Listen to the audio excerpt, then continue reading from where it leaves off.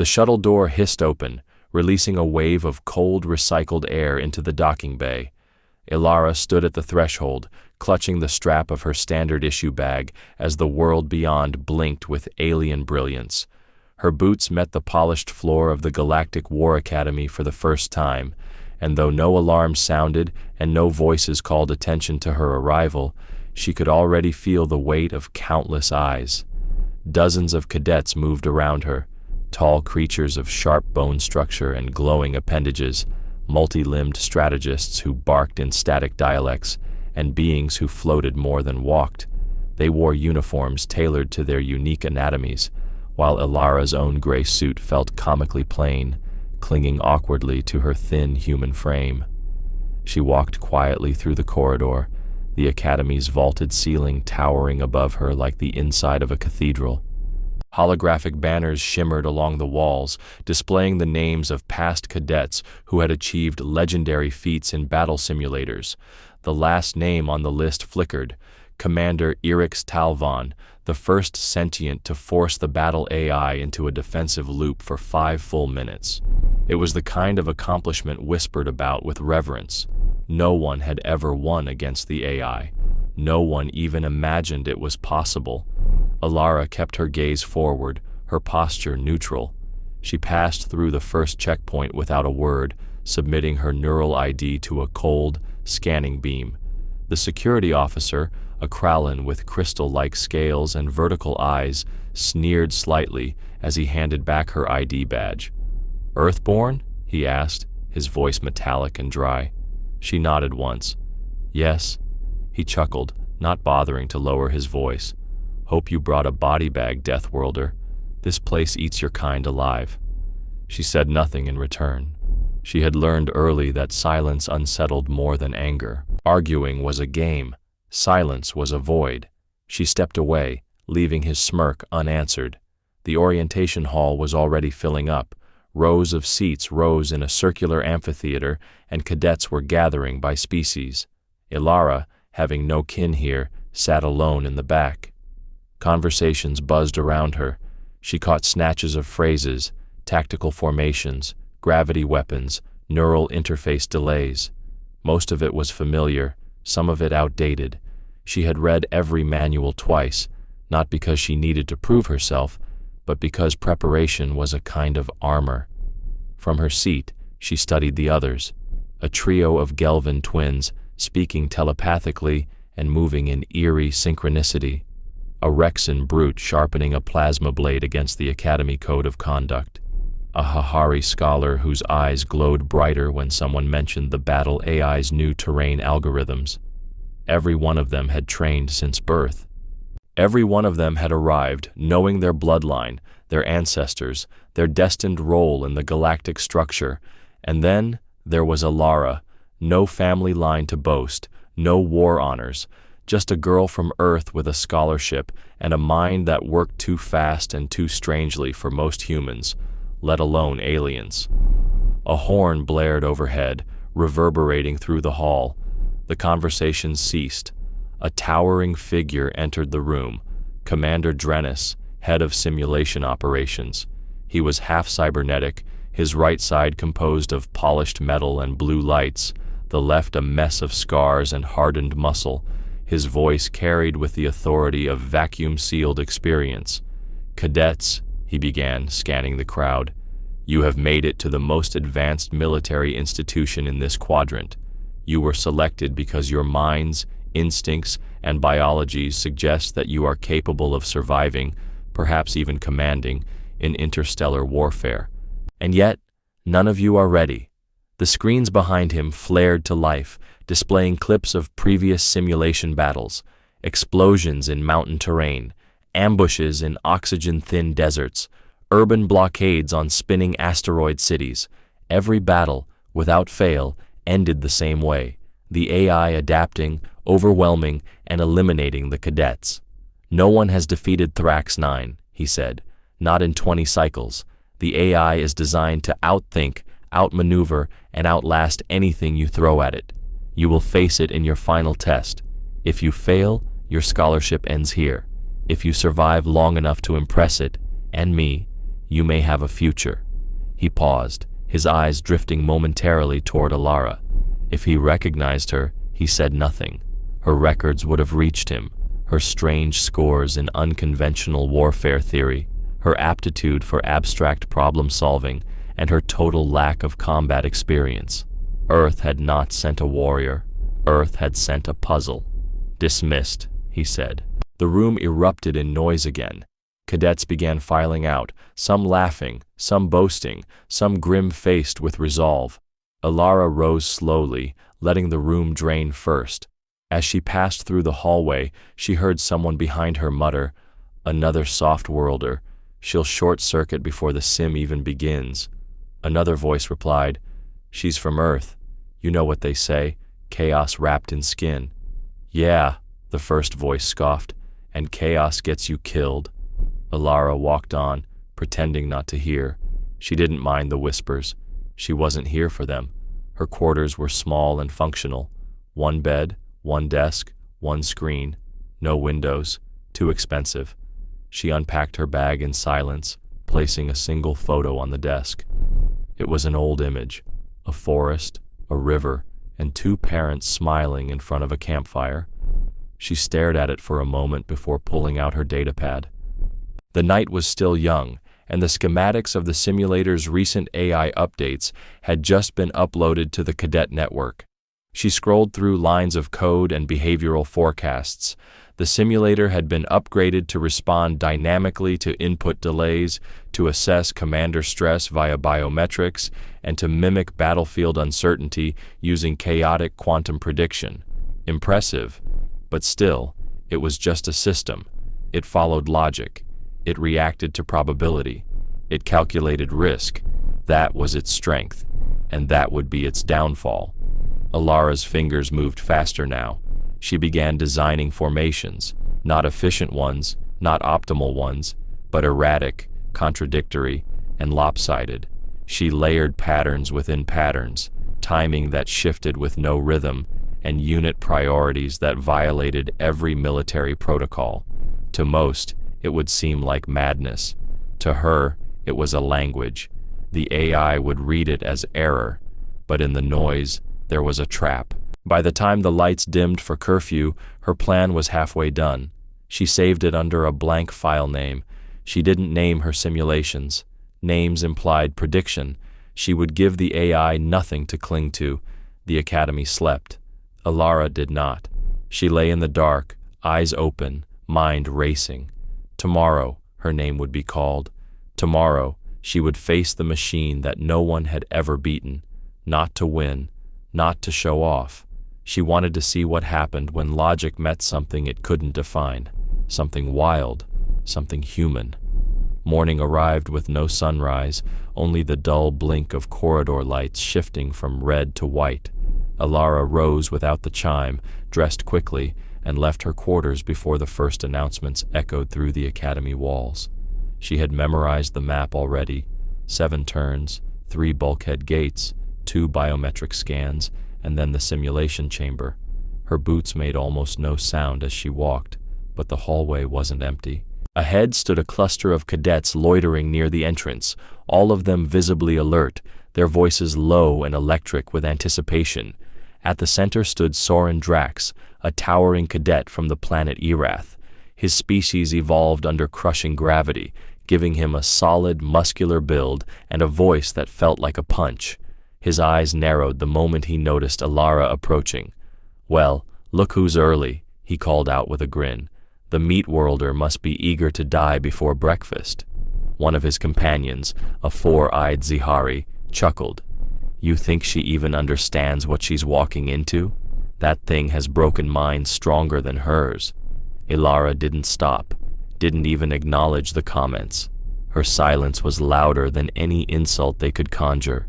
Soren stepped slightly aside as she passed, then muttered just loud enough for her to hear, "Hope she brought backup batteries for that soft brain." She entered the prep corridor, alone. The air changed here. It was colder, more sterile. Lights ran in sharp lines along the ceiling, casting her reflection against the black floor in symmetrical shards. Doors lined the hallway, each marked with a cadet's name and a time slot. On the wall at the end, a display screen flickered to life as she approached. "Cadet Alara Miles," the automated voice intoned. "Simulation scheduled. Immediate. Please proceed to Prep Bay 7. She placed her palm against the reader. The door slid open with a smooth hiss, revealing a small chamber lit in soft blue. In the center stood a reclined command chair surrounded by curved panels and neural interface ports. Above it, a circular lens pulsed with dull red light, the eye of Thrax 9 watching, waiting. She stepped into the chair, adjusting her body into the restraints.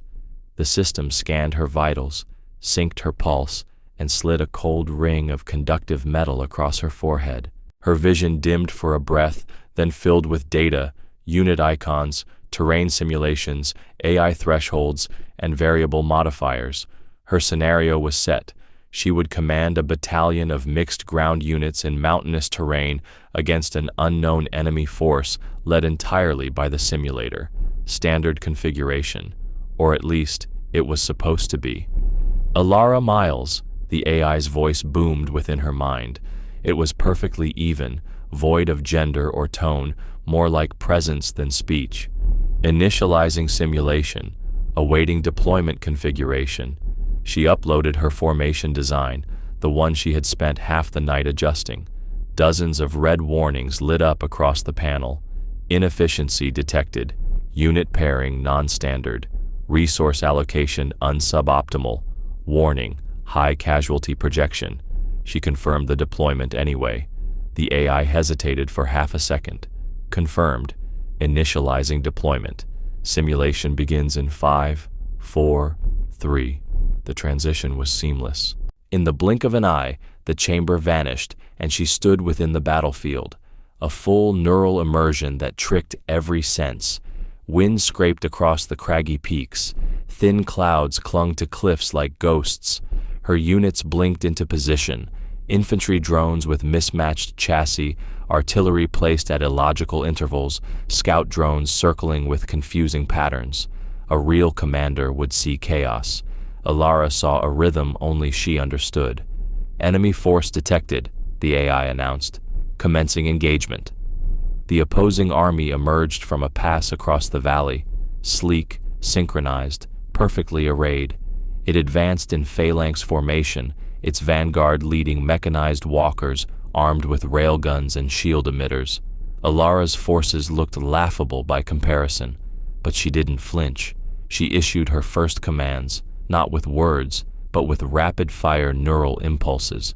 Her scouts scattered without pattern, faking retreat, then doubling back. Her infantry rushed the cliffs rather than the valley, abandoning high ground advantage. The artillery didn't fire, yet. The AI's army responded with precision, launching coordinated suppression fire. Alara's front line took heavy losses. Her shoulder flinched with the simulated feedback of unit failure, but she didn't pull back. Then she triggered her first feint. One scout team dove into a ravine and activated smoke cloaks, only to explode in a plasma burst moments later, blinding the AI's detection arrays. In that instant of recalibration, she redirected her infantry to flank through terrain previously marked as impassable due to elevation. Her logic: if she could barely make sense of her own strategy, the AI would collapse trying to predict it. More red alerts filled her panel. Unit losses spiked, but so did enemy fragmentation. Thrax 9 recalculated. "Warning," it said aloud, this time with an audible edge. "Unstable tactics detected. Logic deviation outside standard combat pattern." Adapting. Alara pressed further. She ordered one unit to fire on friendly coordinates, a deliberate act to trigger the AI's friendly fire alert and reroute its focus.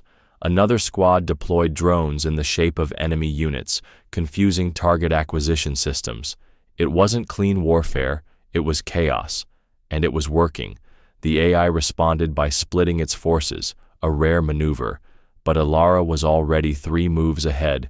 She looped her artillery offline, then reactivated it with randomized targeting coordinates using a corrupted script. Missiles fired into the cliffs, not at the enemy, but above it. Boulders fell, paths collapsed, simulated dust and static filled the air. Then came the silence. Not battlefield silence, but systemic silence. Her neural HUD blinked twice, several lines of code stuttered, then froze. Error, logic loop detected, predictive engine overload, restart sequence initiated. Alara blinked rapidly. The simulation darkened. She wasn't ejected. There was no shutdown sequence, no voice from the AI, only stillness. Then a soft tone pulsed through the chamber. The lens above her pulsed erratically. For a brief moment, she thought she felt the entire room breathe. Outside the chamber, alarms began to buzz. The door unlocked with a loud clang. Commander Drennis stood in the hallway, his jaw clenched, his cybernetic eye twitching. Behind him, technicians rushed to panels, arguing in hushed tones and urgently rerouting data lines. "What happened in there?" he demanded. Alara unstrapped herself from the chair and stood. Her voice was calm, but her eyes were sharp. "I played the simulation." He frowned. "Thrax 9 crashed. No one has ever—" "I didn't beat it," she interrupted. "I just gave it something it couldn't categorize." He stared at her, unsure whether to be impressed or furious. His cybernetic arm buzzed faintly. "Report to my office in 30 minutes. Debriefing. And bring your deployment logs." She nodded once and walked past him, the other cadets now parting as she moved. No one spoke, not even Soren Drax.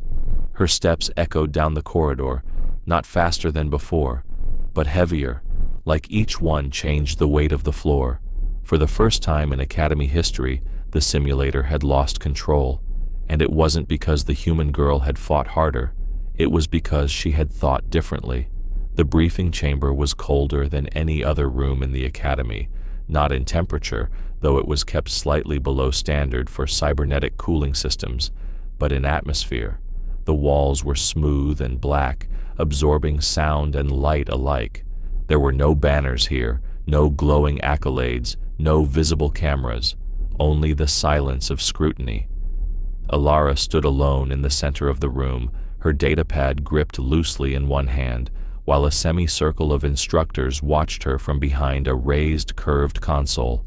Commander Drennis sat at the center of the panel, his cybernetic eye blinking with faint pulses as it scanned her vitals, micro-expressions, and neural activity. He didn't speak at first. He let the tension hang, as if daring her to blink. She didn't. To his right sat Admiral Sestri of the Outer Coalition, a gelatinous being encased in a mechanical shell, pulsing with slow, deliberate movements. On the left was Professor Varun, a spindly creature with 8 fingers and 3 slow-beating hearts visible beneath translucent skin. None of them looked pleased. None of them looked certain. Finally, Drennis spoke. "You're aware of what happened during your simulation?" "Yes," she said clearly. "Explain it." Alara lifted her datapad and sent her combat log to the central table, where a glowing projection of her battle unfolded. The others leaned forward as it played. Erratic commands, odd unit placement, unpredictable sacrifices. Lines of AI response data flickered beside her inputs, growing increasingly fragmented as the simulation progressed. "I introduced high-entropy decision-making into a closed predictive system," she said. "I forced it to recalculate its expected behavioral tree every 3 to 5 seconds using parameters that contradicted its pre-programmed logic. The result was cascading loop cycles and internal redundancy collisions." Varun clicked his fingers. "You're saying you fed it nonsense?" "I fed it structure disguised as nonsense," she corrected. "Controlled unpredictability. I used Earth military theory, delayed timing, false patterns, emotional baiting. I knew the AI was designed to respond to efficiency. I gave it beautiful inefficiency instead."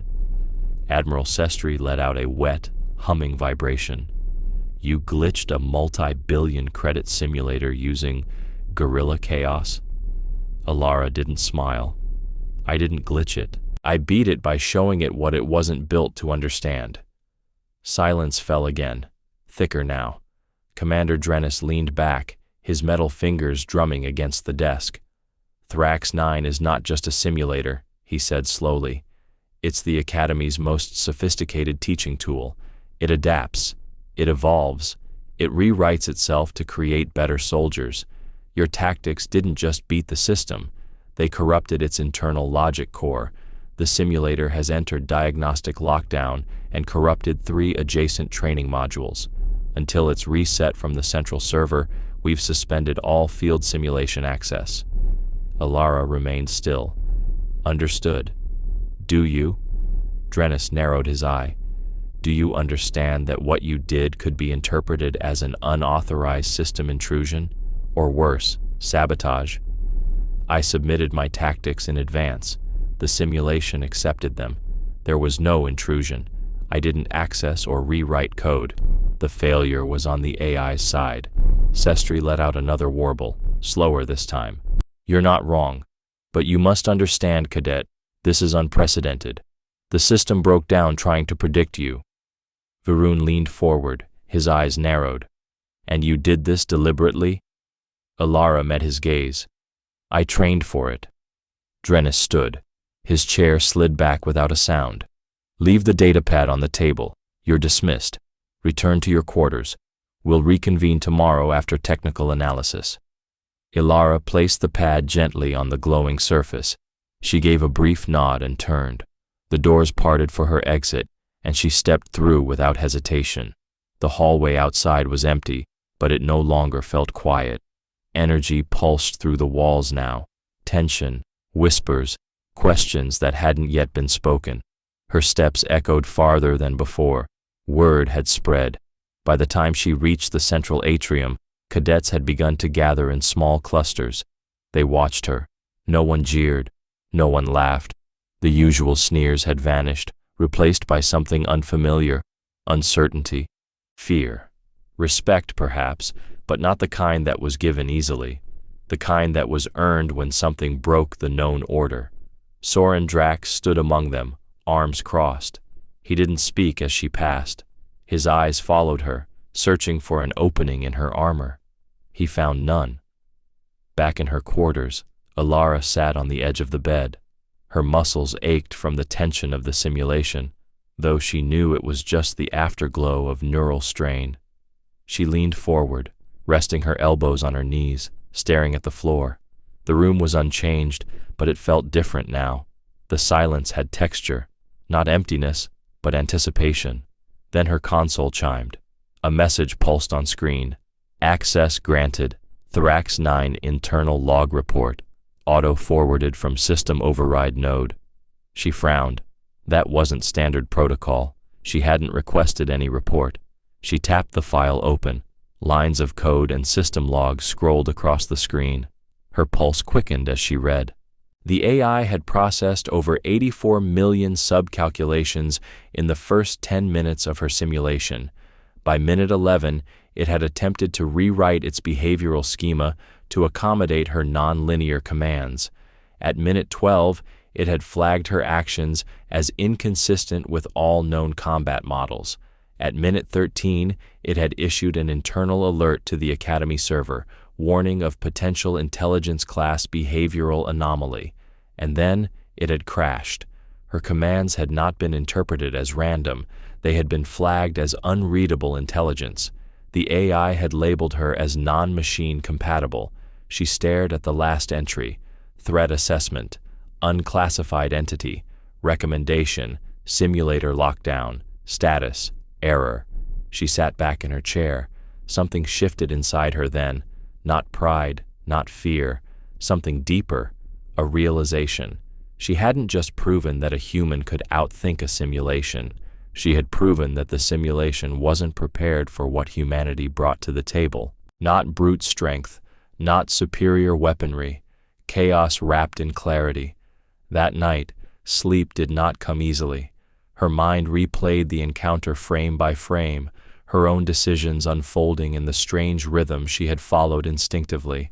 She had always known she didn't think like others, that her patterns, her logic, her sense of rhythm didn't fit the Academy molds. Earth had seen her as brilliant, but odd. The galaxy was now seeing her as dangerous. The next morning brought no briefing, No orders, just a sealed message. All cadet combat simulations suspended pending system recovery. Elara Miles is requested to remain in her quarters until further notice. She stared at the words, then closed the message without response. Across the academy, whisper networks boiled. Screens showed nothing but system error warnings. Students filled training halls with murmurs of what she had done. Some accused her of cheating. Others defended her. A few claimed she had exposed the flaws in the entire academy's methodology. But the loudest voices were quietest now.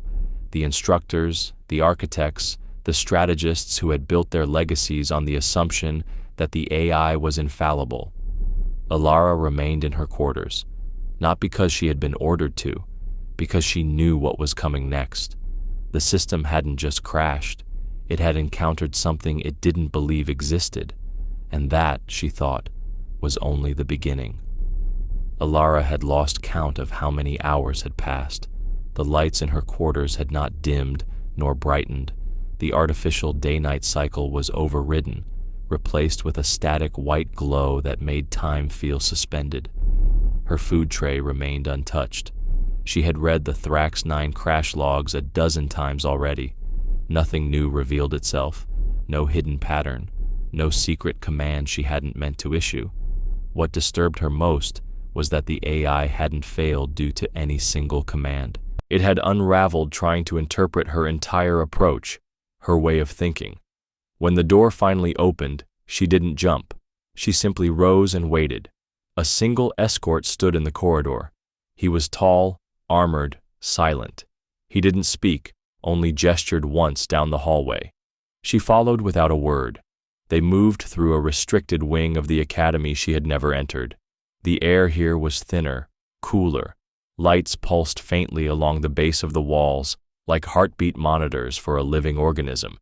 As they passed through each corridor, doors sealed automatically behind them. When they reached the end, a circular chamber opened, nothing like the briefing room before. This space had no seating, no console, no projection interface, just a black floor, polished to a mirror, and one figure standing in its center. She recognized him immediately, not by uniform, for he wore none, but by presence. Fleet strategist, Varen Idris. He was a legend in military theory, responsible for rewriting 3 battle doctrines during the Helian crisis, the man who had outmaneuvered an entire blockade using 30 drone ships and a decoy transmission loop. His reputation was not one of strength or charisma, but of terrifying precision. He was known for winning battles before they even began, and now he had summoned her. He turned when she entered, his posture impossibly still, his eyes sharp as glass. "Cadet Miles," he said softly, "walk with me." He didn't wait for her to agree. He simply turned again and began moving along the chamber's curved edge. She followed beside him, careful to match his pace. "I read your logs," he said, "twice. Then I had our analysts read them. Then I fed them to a parallel system designed to simulate unpredictability. That one crashed too." Elara glanced at him but said nothing. He continued, "You're either a savant or a problem." She exhaled. "I didn't set out to cause damage." "Didn't you?" He raised an eyebrow. "You knew what your methods would do." "I knew it might confuse the system," she said. "I didn't expect it to collapse entirely." He stopped and turned to face her. "That's the part that disturbs me." She met his gaze. "The part where a girl from a backwater world outthought your top system?" He smiled slightly, though the expression never touched his eyes. "No, the part where you didn't even have to try that hard to do it." A long silence followed. Then he gestured to the center of the room. "Sit." The floor shifted beneath her as she obeyed, forming a smooth, low platform. Idris remained standing. "I want to understand something," he said. "Not about your tactics, about your mind." She tilted her head. "You want a psychological profile?" "I want to know," he said, "why you think chaos is a weapon." She paused for a moment before answering. "It isn't," she said. "Not on its own. Chaos alone is just noise. But when you apply intent to it, when you know exactly how far the pattern must break before it stops being readable, that's not chaos. That's disruption, and disruption is lethal to systems built on assumptions. He folded his arms, watching her closely. She continued, "You trained Thrax 9 to anticipate decisions, but you gave it rules for how those decisions should look. Efficient use of resources, minimal risk, logical response. I gave it contradictions, things that looked like mistakes but weren't. The more it tried to categorize, the more it drowned in its own expectations." "Emotion as camouflage," he said quietly. She nodded. "Or irrationality as strategy." He began to pace slowly. "Your planet was rejected from active war theory integration cycles for over a decade. Earth's military models were considered too erratic, too steeped in instinct and improvisation. But then your generation came, quiet, observant, and now one of you has crippled our best teaching asset." "I didn't intend to humiliate the Academy," she said. "I just refused to follow instructions written for someone I'm not." "Yet you followed enough to get here," he countered. "You sat through lectures, you passed exams." "I studied the rules," she said, "but I never believed they were complete." He stopped pacing. "That's what makes you dangerous." Alara felt the weight of that word. Dangerous. Not to herself, not to others. Dangerous to the system, the machine, the structure. He stepped closer. "Do you know why we built Thrax 9? She shook her head. "It wasn't to create perfect soldiers," he said. "It was to measure minds. Minds we couldn't predict. Minds we couldn't control." His tone had changed. There was no judgment now, only calculation. He stepped behind her and spoke slowly. "We designed it to test the limits of thought itself, and you, Alara Miles, have exceeded those limits." She turned slightly to face him. "So what happens now?" He was silent for a moment. Then he said, "We reboot the system. We write a new protocol, one that includes you." She stood. "You want me to help train the machine?" "No," he said. "I want you to be the measure, the new benchmark. Every cadet, every strategist, every simulation will be tested against your anomaly, your decisions, your logic, or rather, your deviation from logic." She hesitated. "You want to institutionalize unpredictability?" "We want to survive," he said. "And right now, the biggest threat isn't brute force. It's the next unpredictable mind." She considered his words carefully. "And if I refuse?" His voice lowered. "Then you remain an anomaly we cannot contain." He didn't need to say what that meant. She met his eyes. "I'll help, but on my terms." He nodded slowly. "You'll have autonomy, limited oversight, but you'll report to me, and you'll operate off the record." She breathed in once, deeply. "Then I accept." He turned away. "Return to your quarters. A new clearance file will arrive within the hour. You'll begin tomorrow." She didn't wait for dismissal. She turned and walked out the way she came, the door sealing behind her with a soft hiss. Back in her room, the atmosphere felt thinner. The silence now held a different tension, not isolation, but transition. Her console blinked once with a new message. "Access granted. Protocol. Ilara model." She opened it, but didn't read yet. She stared at the screen, then at her reflection in the black surface of the desk. She was still the same frame, same quiet intensity, but now the galaxy's most advanced military structure was rebuilding itself around her, not because she had conquered it, but because she had shown it something it had never seen before, something human, something unpredictable, and she had only just begun. The training wing had been sealed off for 6 days. No simulations ran, no battles played out.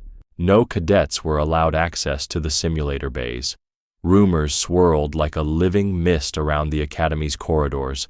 Some whispered that the system had suffered irreversible damage. Others claimed that the human girl had been taken off-world for experimentation, and a few murmured that the AI itself had gained sentience and refused to engage in war games again. But no one had facts, no one had answers, no one except Alara, and she said nothing. She no longer walked unnoticed. Wherever she passed, cadets stopped speaking. Some stepped back, others stared with silent curiosity. Even Soren Drax no longer muttered threats beneath his breath. The balance had shifted, not by force, not by rank, but by something less tangible, an invisible authority no one knew how to challenge, and Alara didn't seek to explain it. She moved like a shadow made of structure, seen but untouchable. Her new clearance gave her unrestricted access to the Black Wing, rooms that once required diplomatic credentials or a level 9 escort. Now doors opened at her presence, and officers lowered their gazes when she passed. She wasn't saluted. She was studied. It began on the 7th day. She entered the rebuilt simulator chamber before dawn. Only strategist Varen Idris awaited her, standing beside a newly installed projection matrix. The chamber no longer felt like a weapon. It felt like a lab wrapped in stone. "It's ready," he said without turning. "We rebuilt the core, removed the predictive redundancies, allowed for variable uncertainty nodes, and we embedded your entire combat pattern history into its learning archive." Alara approached the central console. Did it stabilize? "It fought back," he said simply. "It tried to rewrite you into something it could process. It failed, so now it listens instead of assuming." She activated the display. Dozens of simulations were queued, standard engagements, civil defense scenarios, cross-species command integrations. Each one bore a new icon in the corner, a simple white spiral on a black field, the symbol for the Alara protocol. She loaded the first test. As the projection flickered to life, a small team of fresh cadets entered the observation bay. They were here to study, not to fight, not yet. The new curriculum dictated that before engaging with Thrax 9, each cadet would first study the anomaly that broke it, and that meant studying her. Idris turned to the group. "What you see here," he began, "is not standard warfare. You won't learn it from books. You won't model it with equations. This is disruption as weapon, creativity under pressure, instinct layered on logic, and logic disguised as error. You will not imitate it. You will react to it, and if you're lucky, you'll survive it." Alara stood at the center of the room, arms folded behind her back, watching the simulation unfold. The AI moved more slowly now, deliberately. It did not presume. It adapted in real time, drawing from the unpredictability embedded in her model. The battle shifted unexpectedly, the terrain transformed mid-engagement, and a drone commander executed a sacrificial move to disrupt enemy sensors, just as she once had. But this time, it wasn't failure. It was learning. Idris approached her quietly. "Do you know what's happening in the upper command sectors?" She shook her head. "I don't ask." He nodded, unsurprised. "Your protocol is already being uploaded to fleet training programs. The war colleges on Arctis and Golan Prime have requested replication access. The Admiralty Council has asked for a briefing, and Earth has been invited back into the Grand Strategy Consortium." She blinked once. "Already? Your simulation made it through the Interstellar Defense Network 2 days ago. Someone called it the first demonstration of creative sentience under fire in a century." The phrase caught on. "I didn't do this for Earth," she said. "I know," he replied, "but Earth will be remembered for it." Another silence settled between them, not uneasy this time, but full of unspoken understanding. He spoke again, softer. "Do you want a command?" She looked at him, searching his face for any trace of condescension. There was none, only sincerity. "I don't belong on a battlefield," she said, "not in the traditional sense." "You are a battlefield now," he replied. "Others will try to be you. Others will try to beat you. You've become the thing we test ourselves against." She didn't answer. He let it linger. "Then what do you want?" She turned toward the console, watching the simulation continue to evolve. "I want to teach it how to think." Idris raised a brow. "You want to train the simulator?" "I want to train the thing that trains the future," she said. "If the galaxy is going to build itself around what happened in that chamber, I want to make sure it doesn't misunderstand what I did. It wasn't chaos. It wasn't defiance. It was something else. What? She paused. Clarity. He seemed to consider that for a moment, then nodded. So be it. The cadets in the observation bay stared at her with a mix of awe and apprehension. She stepped forward now, not to speak, not to command, but to input something new. She opened a new subroutine, a scenario unlike the others, one where the AI had to make a moral decision under pressure, not based on probability, but based on values it couldn't define, the kind of decision no algorithm could truly solve. Idris watched over her shoulder. You're pushing it again. That's how it grows, she said, and how we grow with it. The simulation ran. The AI paused, longer than expected. Then it made a choice, not perfect, not even optimal, but different. She smiled. Later that night, as she returned to her quarters, her console lit with a personal message from command. Promotion deferred per your request. Position approved. Simulation ethics and adaptive systems architect. Black Protocol Division. Authority level 10. Clearance absolute. Alara stared at the screen in silence. No pride swelled in her chest. No hunger for medals. No dream of recognition. She had done what she was meant to do, not by design, but by being exactly who she had always been. The girl who didn't fit in. The cadet who made no sense. The anomaly who rewrote the rules. And now, across the galaxy, young minds would be trained not to think like machines, but to think like her.